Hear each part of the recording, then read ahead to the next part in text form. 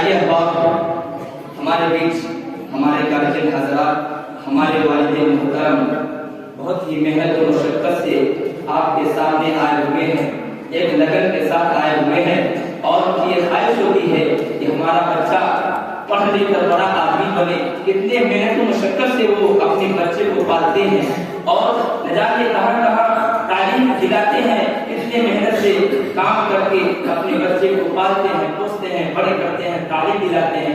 आइए भाइयों, आज हम उन बात के लिए मैं पढ़ना चाहता हूँ। अगर अच्छा लगे, सच्चा लगे तो दुआ से नवाजिएगा। पढ़ता हूँ।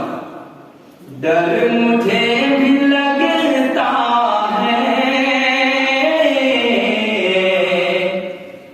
हाल दिल सुनाने में,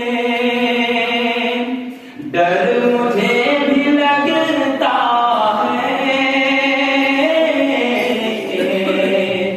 हाल दिल सुनाने में, लोग गम के मारे इस कदर ज़माने में, लोग गम के मारे इस कदर ज़माने में। ये शेर में आज